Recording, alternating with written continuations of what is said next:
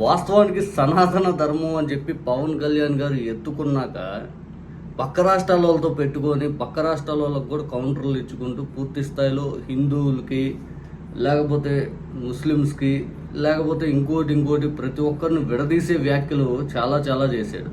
ఓ రకంగా హిందువుల్ని దెబ్బ కొట్టాలనే విధంగా మానసికంగా, ఎందుకంటే మనం ఏదో అయిపోతుంది, ఏదో అయిపోయింది మీరు ఇప్పుడు మేల్కోవాలా అన్నట్టుగా హిందువుల్ని రెచ్చగొట్టి తన రాజకీయ జీవితాన్ని పూర్తి స్థాయిలో ఇంకా బాగు చేసుకోవాలనే ప్లాన్ తోటి పవన్ కళ్యాణ్ గారు పెద్ద గేమ్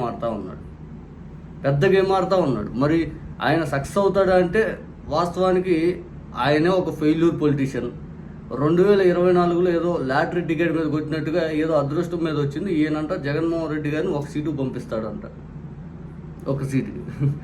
నాయన దాదాపు జగన్మోహన్ రెడ్డి గారు మొన్న 40%లో కూడా 2000-3000 ఓట్లతోటి ఏదైతే ఓడిపోయిన సీట్లే దాదాపు 40-50 సీట్లు ఉన్నాయి. అర్థమైందా? ఎంత కాదనుకున్నా పూర్తి స్థాయిలో జగన్మోహన్ రెడ్డి గారు ఇప్పటికే బయటికి వెళ్తే నీకంటే కూడా ఎక్కువ జనాలు వస్తారు ఆయన చూడటానికి, ఆయనతో మాట్లాడాలని, ఆయనతో కలవాలని. ఇదని ఒక మాస్ లీడర్. ఇప్పుడు ఒక రకంగా జనసేన పార్టీ క్యాడర్ లేరు బాబు. 170 నియోజకవర్గాలు ఈయనంటే ఇంకొక సీటు పంపిస్తాడంట. అది ఇంకా ఆశ్చర్యం. సరేలే కానీ అవన్నీ ఎందుకులే. కానీ ఇప్పుడు పవన్ కళ్యాణ్ గారు ప్రకాష్ రాజ్ గారిని కౌంటర్ ఇచ్చుకుంటూ, కార్తీ గారిని కౌంటర్ ఇచ్చుకుంటూ, సనాతన ధర్మం గురించి పూర్తి స్థాయిలో ఉదయనిధి స్టాలిన్ కౌంటర్ ఇచ్చి ఇంకా అసలు వెచ్చలు విడికి ఇంక వీరుల్లా బిహేవ్ చేస్తూ ఉన్నాడు. అందరూ తెలుసా వీరత్వం ఏందో సూరత్వం ఏందని. కానీ ఈ ప్రకాష్ రాజ్ గారు కూడా పట్టు వదలని విక్రమార్కుల్లాగా మీరు సనాతన ధర్మం వైపు పరిగెత్తండి, మేము సమాజ రక్షణ కోసం మేము పరిగెడతామని చెప్పి నేను ఏదో ట్వీట్లు పెట్టాడు. ఈరోజు ఈ డిఎంకేకి సంబంధించిన ఒక ఎంపీ ఏదో పుస్తక ఆవిష్కరణ కార్యక్రమం చెన్నైలో జరిగింది. దానికి ఉదయనిధి స్టాలిన్ కూడా హాజరయ్యాడు. నిన్నే ఉదయనిధి స్టాలిన్ ఒక మాట అన్నాడు, తమిళనాడు డిప్యూటీ సీఎం. ఆయన ఏమన్నాడంటే చూద్దాం లెట్స్ సీ 5 అన్నాడు. అనగానే కొంతమంది అరగంటగా అన్నారంటారు, కొంతమంది నా 15 అన్నట్టుగా అన్నాడుగా, కొంతమంది ఎవరు విశ్లేషణ వాళ్ళు చేసుకున్నా ఈరోజు ప్రకాష్ రాజ్ గారు మాట్లాడిన మాటలు చూసాక ఇంక అర్థమైన పరిస్థితి ఏంటంటే, సనాతన ధర్మం అని మాట్లాడే ఎవరైనా కానీ పూర్తి స్థాయిలో ఒక రకంగా చెప్పాలి అనుకుంటే క్వశ్చన్ చేస్తే భయపడే దూరంలోకి వెళ్ళిపోతూ ఉన్నారు. ప్రకాష్ రాజ్ గారిని అంటే ఈ మధ్య అడుగుతున్నారంట, బాగా తప్పు చేసిన వాళ్ళు బాగా క్వశ్చన్ చేస్తున్నావు ఇదంటే, ప్రశ్నిస్తానని చెప్పి పార్టీ పెట్టాడు పవన్ కళ్యాణ్. మరి అదే ప్రశ్నలు మనం అడిగితే ఏం చేస్తున్నాడు? తప్పించుకొని తిరుగుతున్నాడు. మనం అడిగిన సమాధానం చెప్పడు, ఆయన చెప్పాలనుకుంటే చెప్పుకొని వెళ్ళిపోతున్నాడు. ఇది ప్రకాష్ రాజ్ గారు ఇండైరెక్ట్గా మనకు అర్థమైతే చెప్పాడు.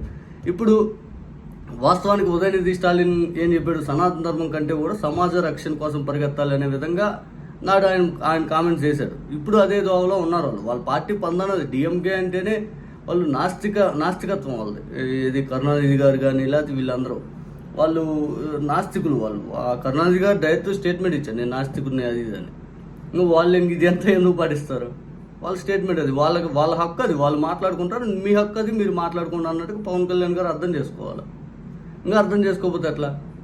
ప్రకాష్ రాజ్ గారు ఉదయనిధి స్టాలిన్ ముందు ఈ డిప్యూటీ సీఎం ఏమో అందరూ సమానత్వం కోసం పోరాడుతూ ఉంటాడు మన ఉదయనిధి స్టాలిన్. ఇంకొక రాష్ట్రం, పక్క రాష్ట్రంలో ఒక డిప్యూటీ సీఎం ఉన్నాడు, సనాతన ధర్మం 5 అని ఎత్తుకొని సమాజాన్ని చీల్చే ప్రయత్నం చేస్తున్నాడు అని చెప్పి ప్రకాష్ రాజ్ గారు మాట్లాడారు. ఇంకా పవన్ కళ్యాణ్ గారికి ఇంక ఏడబెట్టిన దేశవ్యాప్తంగా ఇప్పుడు ఆయనకు వ్యతిరేకత చాలా వరకు వస్తూ ఉంది. బికాజ్ ఆయన మాట్లాడే మాటలకి ఆయన చేసే పనులు పొంతన ఉండదు.